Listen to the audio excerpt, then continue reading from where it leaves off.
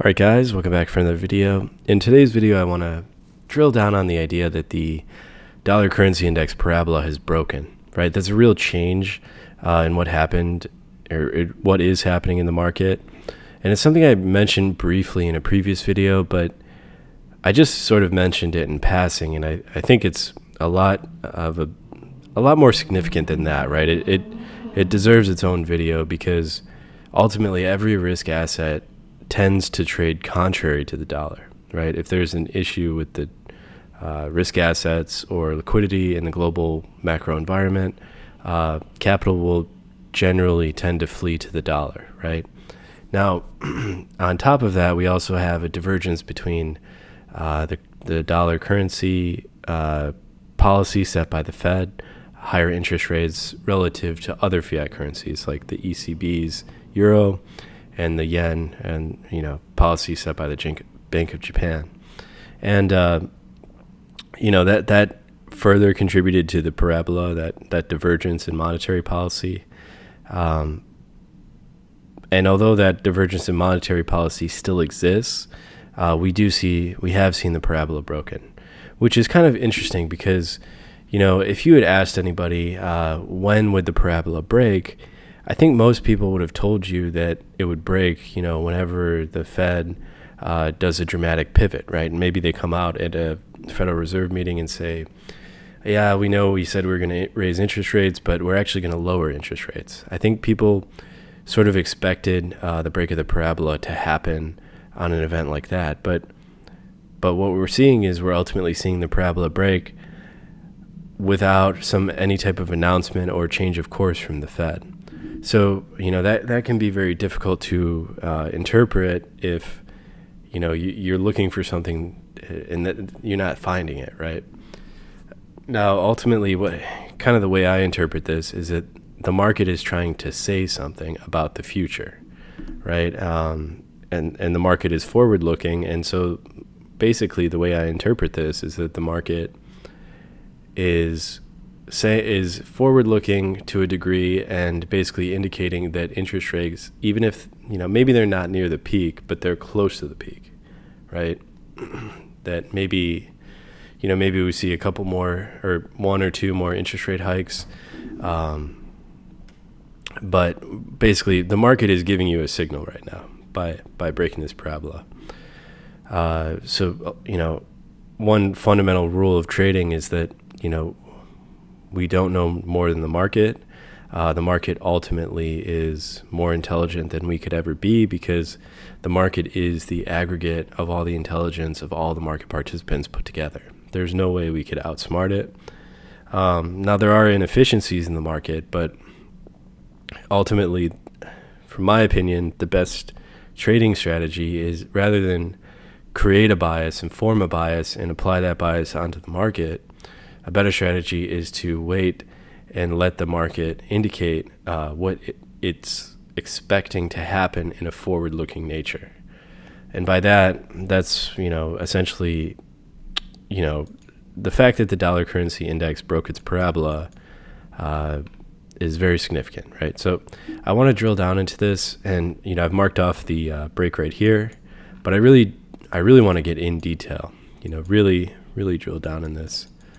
And talk about different market structure because, this has played very technically as well. So here's your final parabolic push. You can see it on different levels, but even within the context of this parabolic trend, the final push is even more parabolic than the previous one, right? And then you get breakdown. These are all very tradable price distinctions right here. You see, it's basically a price extension and a fill, price extension and a fill. You got your shelf price consolidation right here. Price comes down there, tests off that. But, this is all very technical, but you don't really have any break of structures until you start breaking the lows, right? So this is really, we can move this up a little bit. So this is the parabola we drew from the weekly chart, and that's lining up with a break of the lows on the 4 hour, right? So we set in this swing low, very obvious swing low right here. Now, if the parabola was going to continue, it would have defended this low, right? So this low being taken out right here, that's your warning shot, right? That's a break of market structure. A lot of times the market, when it breaks structure, coming off a pretty significant trend, a lot of times the market will, not necessarily fall through the floor, right? But a lot of times that first break of market structure is a liquidity run, and like what we've seen here. So you get your break of structure, and the break of structure takes the form of stops being run below this level, and ultimately then stops get ran, and you get another fill of a price extension up here. This is a very tradable price distinction as well, right? You'd have to be quick to take profit, but you do test up into this level right here, and you get a reaction off there, down here. You ultimately get another push up. But then you see that thrust up, and then you see the lows starting to get taken out again. So you can draw this here. You get another stop run just below these lows right here. So you can see how the trend is changing around as this parabola gets broken, right? You get this series of stop runs below the lows. 1, 2, 3. We get a test off here, and then 1, 2, 3, and then you get your trend beginning, right? This is where the market sort of hits the gas on the sell side. You have a lot of offers hitting the market at the same time, and that's how you get this this dramatic weekly candle forming after the parabola break, after a series of stop runs right here. So that's just kind of illustrating how the concept works, dialing down into it. Now, of course, you could go to a 15-minute chart and see the same type of formations playing out. So it sort of begs the question, okay, so, maybe we saw a break of structure, but now what do we do from here, right? Well, ultimately, again, kind of as a microcosm of what happened here after the first break of market structure, now that you're changing things around on the weekly, it wouldn't be that surprising for the weekly or on the DXY to set in a low right here, or maybe even run for these lows right here. That would be very characteristic. But I wouldn't expect it. Maybe it does run below these lows, but I wouldn't expect it to go all that much further. A lot of time, yeah, of course, the market has changed around its state of delivery. It's probably going to run for liquidity below the lows rather than above the highs. But ultimately, a lot of times when the market does break structure, yes, it will run liquidity to the downside, but it'll also form a larger consolidation. So again, we're sort of getting ahead of ourselves here, but if you think about this as possibly the bottom of the range down here, again, I don't necessarily, I'm not looking for price to go that far down, but possibly, just run these lows right here, one level at a time. But it wouldn't be, it'd be very characteristic to see, for example, these lows either get ran or get defended, and then for price to retrace. So this high is very significant right here, because this is your where the volatility really came in, right? So this is the high I'd want to draw a retracement on, a 618 retracement.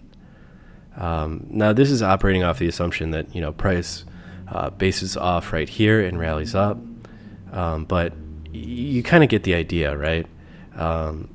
Sort of looking for liquidity to get ran below the lows, and for liquidity to be not ran above the highs necessarily. So looking for the highs to get defended and looking for the lows to get ran.